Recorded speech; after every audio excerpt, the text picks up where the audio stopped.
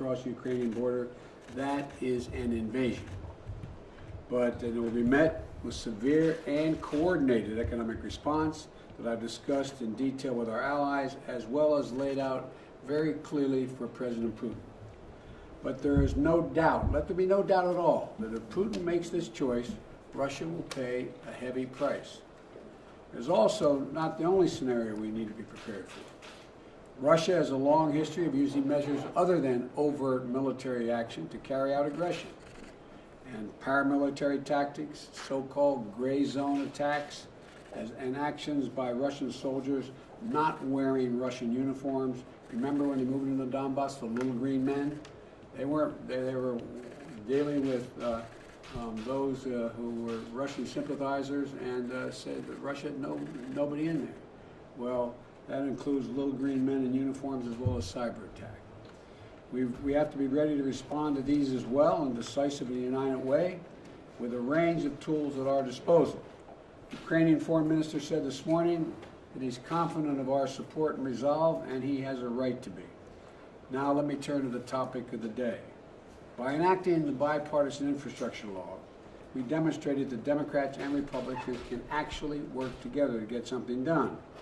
And by implementing it efficiently and effectively, we're going to demonstrate that government also can work for people efficiently and effectively. In just 2 months, the investments are underway to modernize our roads, our bridges, our ports, our airports, our rail, delivering high-speed internet and clean water, and expand and modernize, as I said, rail, as well as strengthening the energy grid, and the list goes on. Up until now, our nation has never fully made this kind of investment. In part, this the reason why we've had the whole problem with regard to supply chains.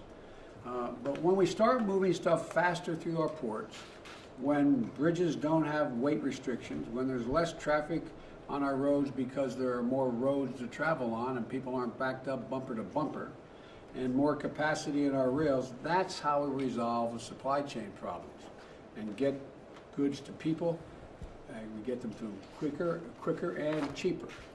And I know you've been all over the country, Mr. Mayor, former mayor, and my buddy, meeting with mayors and governors, county commissioners, tribal leaders, and like I did with the Recovery Act, which was a similar kind of operation, because we need to stay on top of it. I know you remember Marty as a mayor, what it was like, and how detail really matters. And so the detail matters, execution matters, and I'm looking forward to an update on where we are now and where we're going from here. So thank you very much, and I'm going to turn it over to the guy who I asked to come out of retirement, not retirement, but come and take over his gigantic job for me. Mr. President, thank you so much. I'm honored, and thank you for having me. You asked us to rebuild America, the largest infrastructure investment in generations in the country. And this is the team, Mr. President, that you put together that has been in the last 60 days hitting the ground and getting things done. This is actually the 7th meeting that we've had in the last 60 days, and each one of these individuals has been organizing not only their agencies, but their partners around the country to actually make this happen. We're actually spending a lot of time running to the fire, as we like to say, flushing out the very difficult problems that attended to anything that this large that hasn't been done in a long time. But you asked us not just to rebuild America, you asked us to rebuild a better America. And a better America, from your perspective, is one that we're following, which means good paying union jobs. It means using products that are made in America so we can boost our domestic manufacturing, so that we can take the supply chains back and grow our independence and our safety and our security and lower costs for average Americans. It also means not doing anything without a sense of equity and an understanding that we can't go forward if we can't go forward together, because diversity is this nation's greatest strength. And then also thinking about the tremendous challenges we have with climate and resilience and sustainability to build back in a way so that we know when bad things come, we're tough enough to actually sustain whatever that is. You also said to me when I first got here, listen, the American people need to have our trust, and so therefore accountability and transparency is important, and that we need to make sure that we work with inspector generals and other people to regain the public trust.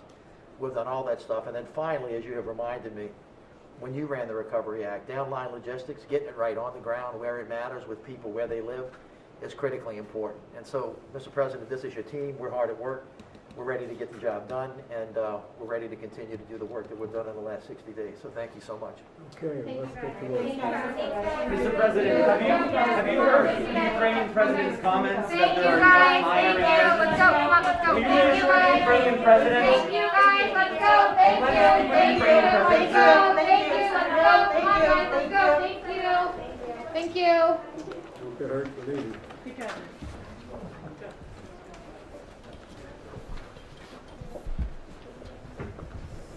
Thank you, sir.